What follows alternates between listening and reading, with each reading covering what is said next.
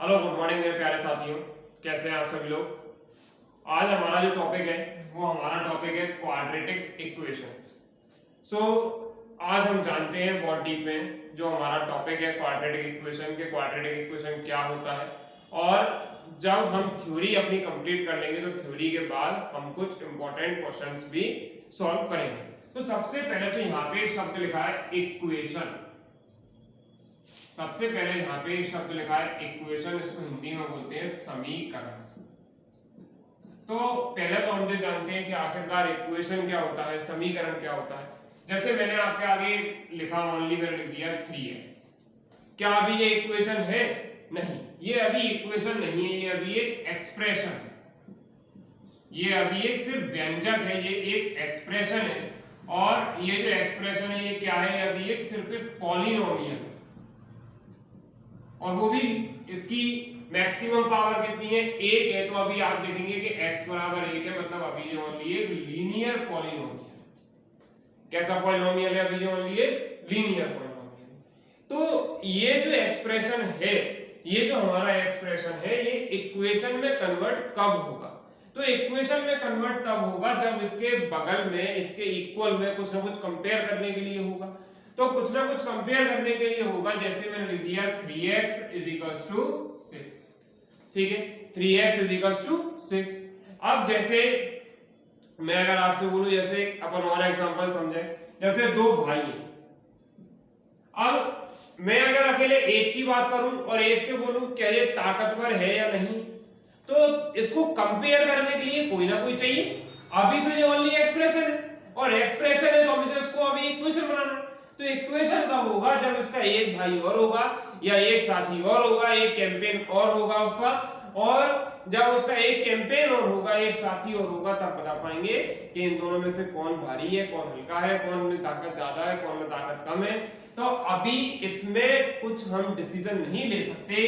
तो इसको कंपेयर करने के लिए एक साथ में एक अलग पर्सन और चाहिए। उसी प्रकार से कि जैसे यहाँ पे क्या लिखा है 3x = 6, अभी सिर्फ ये एक एक्सप्रेशन है। तो इस एक्सप्रेशन को इक्वेशन में कन्वर्ट करना है, तो इसके इक्वल में कुछ ना कुछ लिखना पड़ेगा। और जब इसके इक्वेशन में हम लिखेंगे तो x = कितना आएगा? 6/3 मींस 2। तो x/3 = 2। अब यहां से हमने क्या किया कि यहाँ पे कंपेयर करने के लिए ये हो गया हमारे पास कि बराबर में 6, कि जो 3x की वैल्यू है वो बराबर 6 है। तो बराबर अगर 6 है तो यहाँ से x बराबर कितना आ गया? 2 आ गया। और x बराबर 2 आ गया तो यहाँ से हम क्या समझेंगे कि अभी इसके पास LHS और RHS है, तो अभी ये एक इक्वेशन है। और इक्वेशन में मैक्सिमम पावर कितनी है? अभी मैक्सिमम पावर इसकी x की पावर 1 है। और जब मैक्सिमम पावर जब 1 होती है तो हम क्या बोलेंगे कि ये कैसी इक्वेशन है? लीनियर इक्वेशन है। और अगर लीनियर इक्वेशन है तो हम क्या बोलेंगे? अभी ये एक रैखिक समीकरण है। और रैखिक समीकरण क्या करते हैं कि रैखिक समीकरण एक रेखा को रिप्रेजेंट करते हैं, एक लाइन को रिप्रेजेंट करते हैं। तो अब अगर इसकी पावर अगर 2 हो जाए, इसकी पावर अगर 2 हो जाए, इसकी डिग्री सॉरी इसकी अगर डिग्री अगर 2 हो जाए, जैसे मैंने आपके आगे लिखा x² + 4x + 1, तो अब यहाँ पे इसकी डिग्री कितनी है?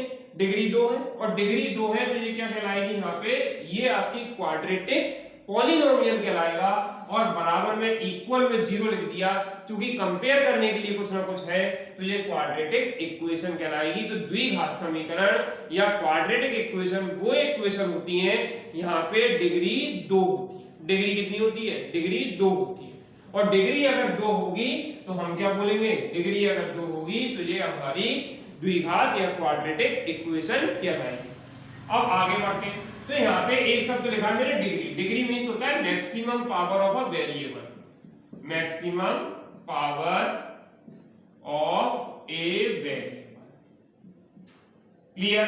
अब जैसे यहाँ पे क्या है कि कोई भी जो आपका वेरिएबल है, कोई भी जो आपका चर है, उसकी मैक्सिमम पावर, उसकी अधिकतम घात जो होती है वो हमारी डिग्री कहलाती है। और maximum power of a variable, variable means जिसकी वैल्यू फिक्स ना हो, जिसकी वैल्यू सवाल में आपकी चेंज होती रहती है। आगे बढ़ते हैं। अब यहाँ पे जो हमारा क्वाड्रेटिक इक्वेशन है कुछ ना कुछ तो इसका स्टैंडर्ड फॉर्म होगा, तो यहाँ पे इसका स्टैंडर्ड फॉर्म अगर मैं आपसे बोलूं तो इसका स्टैंडर्ड फॉर्म, इसका जो मानक रूप होता है क्वाड्रेटिक पॉलिनोमियल का, वो कितना होता है, वो हमारा होता है ax² plus bx plus c is equals to 0। क्या होता है हमारा जो स्टैंडर्ड फॉर्म होता है वो होता है ax² plus bx plus c is equals to 0। अब यहाँ पे जो ax² है, यहाँ पे अगर कोई पूछता है हमसे कि इसकी डिग्री कितनी है, तो डिग्री इसकी हो जाएगी 2, और डिग्री अगर 2 होगी तो ये क्या कहलाएगी, द्विघात पॉलिनोमियल, लेकिन इक्वल टू में 0 है तो क्या कहलाएगा, द्विघात समीकरण। आगे बढ़ते हैं, तो अगर डिग्री अगर 2 है तो यहाँ पे अगर हम क्या बोलेंगे कि x² का कोफिशिएंट, कोफिशिएंट मींस होता है गुणांक, गुणांक मींस गुणा का अंक, जो गुणा हम कर रहे हैं वो किस अंक से कर रहे हैं वो उसका गुणांक कहलाता है। तो x² का गुणांक कितना है a, x का गुणांक है b और c यहाँ पे कांस्टेंट टर्म। अब हम क्या करेंगे, एक फॉर्मूला ड्राइव करते हैं जो हमारा क्वाड्रेटिक फॉर्मूला या श्रीधराचार्य फॉर्मूला क्या कहता है। अब अगर मैं इसमें दोनों साइड, तो हम इसमें कंप्लीटिंग स्क्वायर मेथड लगाएंगे कि पूर्ण वर्ग जो हमारी विधि होती है उसको हम लगाएंगे। तो यहाँ पे क्या होगा कि x² का हर टर्म में डिवाइड लगाएंगे, तो b/a into x plus c/a। ठीक है, सबसे पहले हमने डिवाइड लगा दिया, और डिवाइड लगाने के बाद क्या होगा, जो x का जो कोफिशिएंट है, x का जो हमारा कोफिशिएंट है उसको आधा करेंगे, उसको हाफ करेंगे। तो हाफ करेंगे मींस 2 का डिवाइड लगाएंगे, तो कितना हो जाएगा b/2a, और जो आधा करने पे आया है उसका वर्ग जोड़ेंगे भी और घटाएंगे भी। तो अब उसका वर्ग जोड़ भी देते हैं, तो b/a into x plus b/2a का होल स्क्वायर माइनस b/2a का whole square plus c/a is equals to 0। क्या किया मैंने कि जो मिडिल टर्म था उसका आधा किया, और आधा करने पर आधा करके उसका वर्ग किया और वर्ग जोड़ भी दिया और माइनस भी कर दिया। तो ये कितना हो गया, x² plus b/a into x plus b/2a का होल स्क्वायर माइनस b/2a का होल स्क्वायर प्लस c/a। अब अगर मैं यहाँ पे एक काम और करूं कि जो b/2a लिखा है इसमें अगर मैं इसमें क्या करूंगा कि हमारा फॉर्मूला क्या होता है a² plus b² plus 2ab। तो मैं अगर इसमें 2 का मल्टीप्लाई और डिवाइड कर दूं तो कोई खास अंतर नहीं पड़ेगा, प्लस b/2a का होल स्क्वायर माइनस b/2a का whole square plus c/a is equals to 0। तो अब देखें यहाँ पे x² यहाँ पे x है, x² a² plus b² plus 2ab। तो a² plus b² plus 2ab ये क्या होता है हमारा, इतना इतना अगर मैं लिखूं तो ये हो जाएगा a प्लस b का होल स्क्वायर, तो a प्लस b का होल स्क्वायर। और यहां अगर देखें तो ये कितना हो जाएगा minus b² upon 4a² plus c/a बराबर 0। क्लियर, तो ये क्या हो जाएगा x प्लस b/2a का होल स्क्वायर माइनस, अब इन दोनों का अगर मैं एलसीएम ले लूं और इसको एक ब्रैकेट में लिखूं तो कितना आएगा, प्लस ये आ जाएगा आपका 4a², तो 4a² से 4a² कट जाएगा तो माइनस का b², और a से कैंसिल होगा तो कितना बचेगा 4a, और 4a का अगर यहाँ पे c में इंटू करेंगे तो कितना हो जाएगा 4ac is equals to 0। Clear, अब यहाँ देखेंगे तो ये कितना आएगा x प्लस b/2a का whole square, x plus b/2a का होल स्क्वायर, और यहाँ से कितना बचेगा, अगर मैं उस साइड उसको ले जाऊं तो b² minus 4ac upon 4a², तो b² minus 4ac upon 4a², यहाँ से अगर स्क्वायर रूट लीजिएगा तो कितना आएगा प्लस और माइनस, क्योंकि स्क्वायर हटा रहे हैं स्क्वायर रूट लेंगे तो प्लस माइनस, अंडर रूट के अंदर b² माइनस 4ac, और 4 का स्क्वायर रूट लेंगे तो कितना आएगा 2 आएगा, और a² का लेंगे तो कितना आएगा a आएगा। तो यहाँ से अगर x की वैल्यू निकालेंगे तो x की वैल्यू कितनी आएगी, जब b/2a उस साइड शिफ्ट होगा तो माइनस का b/2a plus minus under root b² minus 4ac upon 2a। क्या आ गया कि b माइनस का b plus minus under root b² minus 4ac upon 2a। अगर इस पूरे का एलसीएम ले लें तो कितना बनेगा अगर इस पूरे का अगर एलसीएम ले लें हम तो क्या बनेगा, x इज टू माइनस का b plus minus under root B square minus 4ac upon 2a।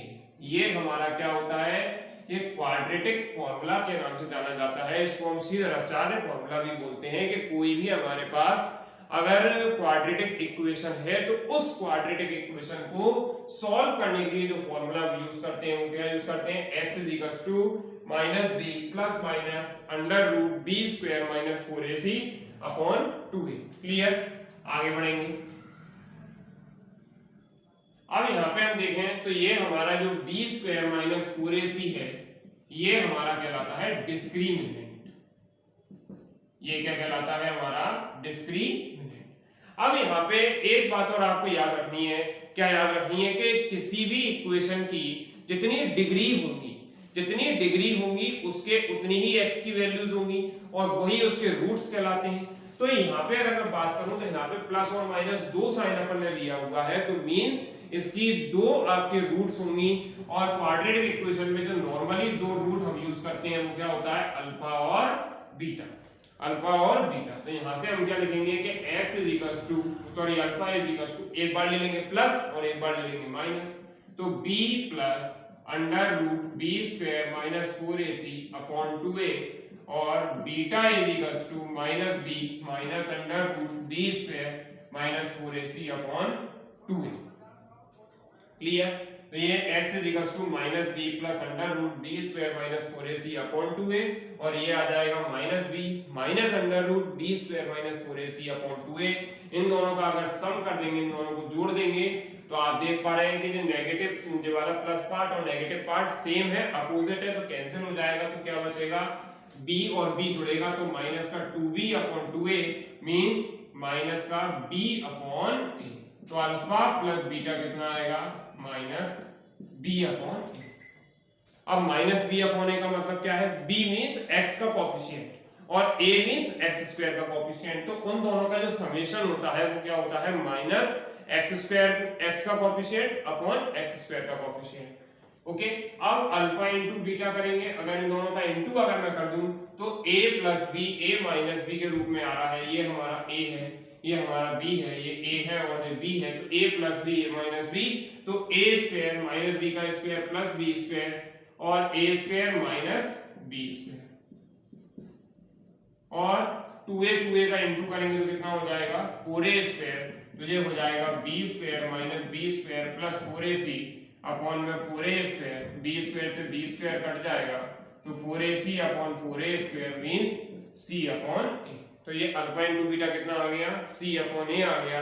c upon a means constant term upon में x स्क्वायर का कोएफिशिएंट, कांस्टेंट टर्म अपॉन में x स्क्वायर का कोएफिशिएंट। तो ये हो गया। अब यहाँ पे हमने एक इक्वेशन आपको ही बताई थी, क्या बताया था कि x स्क्वायर अपनी स्टैंडर्ड इक्वेशन क्या होती है, ax square plus bx plus c बराबर 0। अगर यहाँ पे a अगर मैंने कॉमन ले लिया तो कितना आएगा, a x square plus b upon ax plus c upon a is equals to 0। यहाँ पे अगर मैं इस टाइप से लिख दूं, प्लस को अगर मैं माइनस और फिर यहाँ पे minus b upon a into x और प्लस c अपॉन a लिख दूं।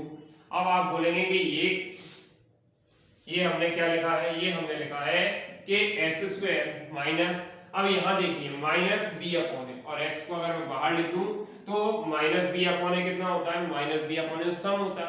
तो ये कितना हो जाएगा, x square minus sum of roots into x और c अपॉन a क्या होता है, प्रोडक्ट। तो यहां से हमें क्या पता पड़ गया कि अगर कभी हमें क्वाड्रेटिक पॉलिनोमियल या क्वाड्रेटिक इक्वेशन हमें अगर निकालनी होगी और हमारे पास अल्फा बीटा दो रूट्स हमें दिए होंगे तो कैसे निकालेंगे, x square minus sum of the roots into x plus product of roots. Clear, आगे बढ़ते हैं।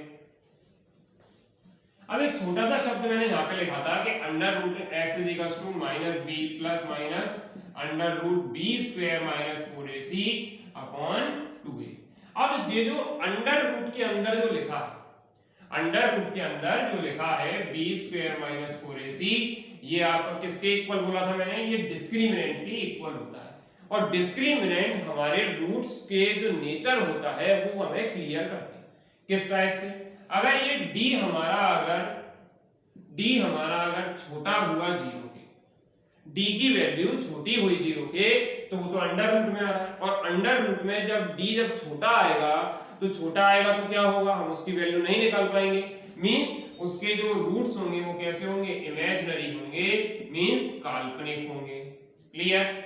और अगर d अगर हमारा 0 के इक्वल आ जाए, d हमारा अगर 0 के इक्वल आ जाए तो हम क्या बोलेंगे कि इसके रूट्स कैसे होंगे, इक्वल होंगे। d 0 आ रहा है मींस रूट्स इक्वल होंगे, मींस b² - 4ac इक्वल होगा, मींस b² 4ac के इक्वल होगा। तो b² 4ac के इक्वल होगा तो ये रूट्स यहां से, ये अगर यहां से हट जाएगा तो हमारे पास जो दोनों रूट्स होंगे वो कैसे हो जाएंगे, इक्वल हो जाएंगे। अब अगर d अगर ग्रेटर हुआ 0 के, d अगर ग्रेटर हुआ 0 के, तो यहाँ पे रूट्स कैसे होंगे, ये हमारे रियल रूट्स कहलाएंगे, क्योंकि d की वैल्यू बड़ी है। लेकिन यहाँ पे एक बात समझने वाली है, क्या बात समझने वाली है कि d यहाँ पे बड़ा है 0 के, d बड़ा है 0 के, और अगर d अगर बड़ा है 0 के तो यहाँ पे दो केस बनते हैं। कौन से केस बनते हैं देखिए, तो यहाँ पे अगर d बड़ा है 0 के तो हम क्या बोलेंगे, d अगर बड़ा है 0 से तो हो सकता है कि रूट के अंदर बड़ा तो आएगा, हो सकता है कि वो परफेक्ट स्क्वायर हो और हो सकता है ना भी हो। जैसे आपका रूट के अंदर 5 आ गया तो ये तो 0 से तो बड़ा है, लेकिन 0 से बड़ा होने के साथ साथ ये परफेक्ट स्क्वायर नहीं है, और परफेक्ट स्क्वायर नहीं है तो इसलिए d जब बड़ा होता है 0 के तो इसमें दो केस बनते हैं कि हो सकता है कि एक बार रूट्स रेशनल हो सकता है कि रूट्स यहाँ पे इररेशनल हो। अब इसका क्या मतलब हुआ, इसका मतलब सिर्फ इतना सा हुआ कि अगर रूट के अंदर, स्क्वायर रूट के अंदर जो हमारे आ रहे हैं, अगर वो परफेक्ट स्क्वायर हुआ, परफेक्ट स्क्वायर मींस 4 हुआ, 16 हुआ, 9 हुआ, 25 हुआ, 36 हुआ, ये अगर वैल्यू हुई तो वो d बड़ा तो है 0 के, और बड़ा होने के साथ साथ वो रेशनल भी है, परी में भी है। लेकिन अगर उसके अंदर ऐसी संख्या आ गई जो 0 से बड़ी तो है, डिस्क्रिमिनेंट की वैल्यू आपकी 0 से बड़ी है, मतलब रियल रूट्स हैं, लेकिन वो परफेक्ट स्क्वायर नहीं है, और परफेक्ट स्क्वायर नहीं है मींस वो आपके क्या है, रूट्स आपके इररेशनल हैं। तो यहाँ पे जैसे यहाँ पे रूट 5 लिखा है, लगता है कि रूट 7 आ जाए, रूट 13 आ जाए, ऐसी कोई संख्या आ जाए जो परफेक्ट स्क्वायर ना हो, तो उस केस में क्या हो जाएगा, आपके रूट्स इररेशनल हो जाएंगे। अब ये पूरी की पूरी थ्योरी जो हमने पढ़ी, इस पूरी थ्योरी को हम कुछ सवालों के थ्रू हम मेमोराइज करते हैं, सवालों के थ्रू हम देखते हैं। सवाल मैंने कुछ यहाँ पे लिए हुए हैं, कुछ जो मोस्ट इंपॉर्टेंट है। सबसे पहला क्वेश्चन देखेंगे कि क्या है, हमें चेक करके बताना है कि क्या ये आपकी जो इक्वेशन है ये क्वाड्रेटिक इक्वेशन है या नहीं। चेक करना है कि ये क्वाड्रेटिक है या नहीं। तो x + 1 का होल स्क्वायर = 2 × x - 3।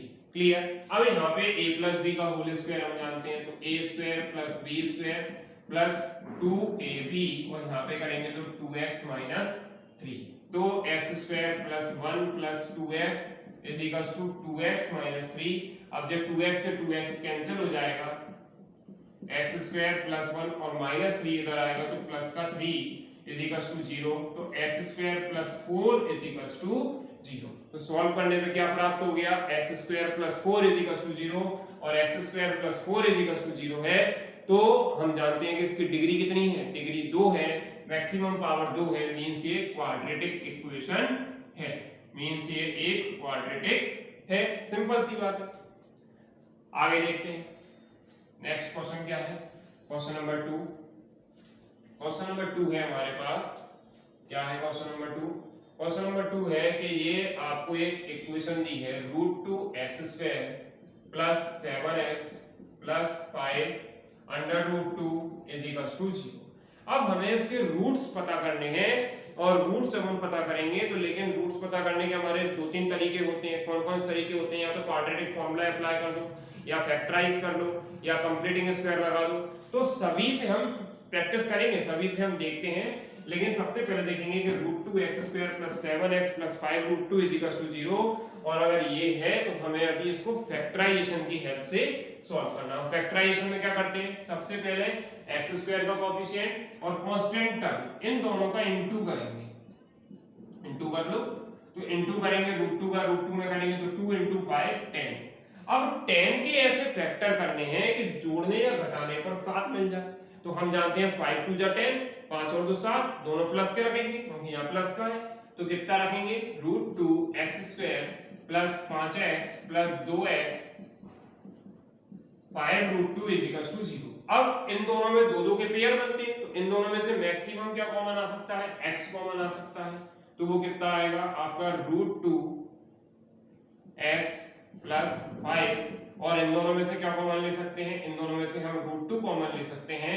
तो 2 में से रूट 2 कॉमन ले लेंगे तो रूट 2 बचेगा x plus 5 is equal to 0। तो ये कितना आएगा रूट 2x प्लस 5 और ये आएगा x प्लस अंडर रूट 2। तो यहाँ पे हमारे जो फैक्टराइज हमें करने थे वो क्या करने थे, हमें फैक्टराइजेशन की हेल्प से करने थे।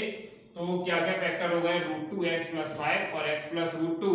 यहाँ से अगर x की वैल्यू निकालेंगे तो कितनी आएगी root 2x is equal to -5। तो पहला रूट तो कितना आ गया 5 अपॉन अंडर रूट 2, और यहाँ से अगर देखेंगे तो कितना आएगा x plus root 2 is equal to 0, x is equal to minus root 2। तो यहाँ पे दो रूट्स कौन कौन से प्राप्त हो गए हमें, एक तो -5 अपॉन रूट 2, एक यहाँ पे आ गया आपका माइनस रूट 2। क्लियर। चलिए नेक्स्ट देखते हैं। नेक्स्ट ये हमने फैक्टराइजेशन से सीखा। अब हम कंप्लीटिंग स्क्वायर देखते हैं, कंप्लीटिंग स्क्वायर कैसे अप्लाई करते हैं और कंप्लीटिंग स्क्वायर की हेल्प से कैसे दो रूट्स निकाले जाएंगे। आइए देखते हैं। तो यहाँ पे कंप्लीटिंग स्क्वायर का कितना हो जाएगा 2x square minus 7x plus 3 is equal to 0। तो अब इस सवाल को, इस इक्वेशन को हमें क्या करना है कि कंप्लीटिंग स्क्वायर की हेल्प से हमें दो रूट्स निकालने। तो कंप्लीटिंग स्क्वायर में क्या करते हैं, सबसे पहला काम कि x स्क्वायर का कोफिशिएंट 1 बनाना है। 1 अगर दिया है तो बहुत अच्छी बात है, नहीं दिया तो जो आगे लिखा है उसका हमें डिवाइड करना है। तो ये कितना हो जाएगा x स्क्वायर, यहाँ पे 2 दिया है तो यहाँ पे 7 upon 2x plus 3 upon 2 is equal to 0। और ये जो x का जो कोफिशिएंट है, x का जो कोफिशिएंट है उसका आधा करेंगे तो 7 अपॉन 2 का आधा 7 अपॉन 4, और 7 अपॉन 4 का स्क्वायर जोड़ेंगे भी और घटाएंगे भी तो कितना आएगा, पहले जोड़ देते हैं। तो 7 अपॉन 4 का स्क्वायर जोड़ दिया, फिर 7 अपॉन 4 का स्क्वायर माइनस कर दिया और plus 3 upon 2 is equal to 0। Clear. तो ये कितना आएगा, अब इन दोनों पार्ट्स को अगर देखें हम तो इन दोनों पार्ट में कितना आएगा a square plus b square minus 2ab। तो ये कितना हो जाएगा a माइनस b का होल स्क्वायर। क्लियर। और ये कितना होगा माइनस 7 का स्क्वायर 49, 4 का square 16 plus 3 upon 2 is equal to 0। तो x माइनस 7 अपॉन 4 का whole square, x minus 7 upon 4 का होल स्क्वायर, और 16 और 2 का अगर एलसीएम ले लूं तो कितना आएगा 16 आएगा, और ये तो आपको 49 ही रहेगा माइनस का। 2 8 जा 16, 3 8 जा 24 इज इक्वल टू 0। तो ये कितना आएगा हमारा x माइनस 7 अपॉन 4 का स्क्वायर प्लस यहाँ अगर देखेंगे तो कितना आएगा minus 25 upon 16 is equal to 0। उस साइड लेके जाएंगे तो कितना हो जाएगा x माइनस 7 अपॉन 4 का होल स्क्वायर, और उस साइड अगर लेके जाऊंगा तो वो कितना बन जाएगा, ये बनेगा हमारा, अगर लेके जाएंगे तो बराबर 25 अपॉन 16, बराबर में कितना है 25 अपॉन 16 आ जाएगा। अब जब 25 अपॉन 16 आ गया तो हम इसका दोनों साइड स्क्वायर रूट ले लेंगे, और स्क्वायर रूट लेंगे तो क्या बनेगा कि x माइनस 7 अपॉन 4 का होल स्क्वायर, तो स्क्वायर रूट ले लेते हैं is equal two plus minus 25 का स्क्वायर रूट लेंगे तो 5 और 16 का स्क्वायर रूट लेंगे तो 4, तो प्लस माइनस 5 अपॉन 4। अब एक बार प्लस साइन लेना है और एक बार माइनस साइन लेना है। तो प्लस साइन अगर लेंगे तो कितना होगा x minus 7 upon 4 is equal to 5 upon 4, तो इक्वल में लेके जाएंगे तो 5 अपॉन 4 प्लस 7 अपॉन 4, तो 7 प्लस 7 और 5 12 और अपॉन में 4, तो ये कितना आ जाएगा 3 आ जाएगा। क्लियर। और अगर माइनस साइन लेंगे तो कितना हो जाएगा x is equal to 5 upon 4, लेकिन अब इसको माइनस का लेना है और उधर आएगा तो प्लस का 7 अपॉन 4, 7 में से 5 जाएगी तो 2 बचेगा, तो ये कितना आएगा 1 अपॉन 2। तो कंप्लीटिंग स्क्वायर में क्या करना है, कंप्लीटिंग सबसे पहले हमें करना है कि जो x का जो कोएफिशिएंट है, सॉरी x स्क्वायर का कोएफिशिएंट उसको 1 बनाना है, अगर 1 ना दिया हो तो डिवाइड देना है, और उसके बाद में क्या करना है कि जो भी x का जो भी कोएफिशिएंट है, x का जो भी हमारा कोएफिशिएंट है उसको आधा करना है, डिवाइड बाय 2 करना है, और आधा करके उसका स्क्वायर करना है, आधा करके स्क्वायर करना है, और स्क्वायर को जोड़ना भी है और घटाना भी है। तो ये हमारा यहाँ से दो रूट्स हमें क्या क्या मिल गए, एक तो 3 मिल गया और एक 1/2 मिल गया। क्लियर? चलिए आगे बढ़ते हैं, नेक्स्ट देखते हैं क्वेश्चन। नेक्स्ट क्वेश्चन क्या है, अब हमें इसमें फॉर्मूला मेथड अप्लाई करना है। 2x² - 7x + 3 = 0। फॉर्मूला मेथड जो हमने सीखा था सीधे फॉर्मूला, जो हमारा क्वाड्रेटिक फॉर्मूला है, क्या होता है वो x यहाँ से a 2 आ जाएगा, b -7 और c 3। तो यहाँ से क्या आएगा, x माइनस का b plus minus under root b square minus 4ac upon में 2a, और a की वैल्यू कितनी है, यहाँ पे 2 है। तो यहाँ से अगर मैं लिखूंगा तो कितना आएगा, x 7 प्लस माइनस 7 का स्क्वायर 49 माइनस 4 2 जा 8 और 8 3 जा 24 और अपॉन में 2 2 जा 4। तो x 7 प्लस माइनस, अब 9 में से 4 जाएगी तो 5, 25 बचेगा, और 25 को लिखोगे तो कितना लिखोगे, प्लस माइनस 5/4। प्लस का साइन अगर ले लोगे तो प्लस का साइन लोगे तो x कितना आएगा, 7 और 5 12, 12/4 कितना हो जाएगा, 3 हो जाएगा। और अगर माइनस साइन अगर लेते हो तो 7 - 5/4 मतलब 2/4 मतलब 1/2। तो यहाँ से भी हमें क्या मिल गया, एक तो 3 मिल गया और एक 1/2 मिल गया। तो ये तो 3 आएगा और ये हमारा 1/2 है। क्लियर? तो एक तो हमें वैल्यू उसकी कितनी मिल गई, 3 मिल गई, और एक कितनी मिल गई वैल्यू, 1/2 मिल गई। तो क्वाड्रेटिक फॉर्मूला कैसे अप्लाई करेंगे कि x -b plus minus under root b square minus 4ac/2 है। चलिए नेक्स्ट देखते हैं। नेक्स्ट हमें क्या करना है कि जो रूट्स हमारे हैं उनका नेचर हमें देखना है कि उनका नेचर कैसा है। चलिए देखते हैं। तो जैसे हमने इक्वेशन क्या लिखी है हमारे आगे, 2x² - 6x + 3 = 0। तो a बराबर 2 आएगा, b बराबर -6 आएगा और c बराबर 3 आएगा। और यहाँ से d बराबर निकालेंगे तो कितना आएगा, b² - 4ac, b की वैल्यू -6 का स्क्वायर, a की वैल्यू 2 और c की वैल्यू 3, -6 का स्क्वायर 36, 4 2 जा 8 और 8 3 जा 24, 6 में से 4 जाएगी तो 2 और 3 में से 2 जाएगा तो 1। क्लियर? तो यहाँ पे d क्या हो रहा है, बड़ा आ रहा है 0 के, और जब 0 के बड़ा आएगा तो यहाँ पे रूट्स कैसे होंगे, आपके रियल होंगे। लेकिन क्या d परफेक्ट स्क्वायर आ रहा है, 12 किसी का परफेक्ट स्क्वायर नहीं, तो ये रियल के साथ साथ क्या होंगे, इररेशनल। क्लियर? तो ये अपना पूरा के पूरा क्वाड्रेटिक इक्वेशंस थी, और क्वाड्रेटिक इक्वेशन पे बेस सवाल थे। और क्वाड्रेटिक इक्वेशन एक ऐसा टॉपिक है जो हमारा 10th क्लास में भी काम आता है, हमारा 11th क्लास में भी काम आता है, और आगे जब हम कॉम्पिटिटिव एग्जाम देते हैं तब वहां पे भी काम आता है। तो आई होप आपको ये सारे कॉन्सेप्ट्स क्लियर हुए होंगे। तो आपको अगर वीडियो अगर अच्छा लगे तो उसको मैक्सिमम लाइक करिए, शेयर करिए अपने फ्रेंड्स के साथ में, और चैनल को सब्सक्राइब करिए। मिलते हैं नेक्स्ट वीडियो में एक नए टॉपिक के साथ में, एक नई एनर्जी के साथ में। और आप लोग क्या करिएगा कि कमेंट बॉक्स में मुझे बताइएगा कि आप लोगों को और कौन कौन से टॉपिक जो आपको टफ लगते हैं मैं आपको सिंपल लैंग्वेज में समझाने का प्रयास करूंगा।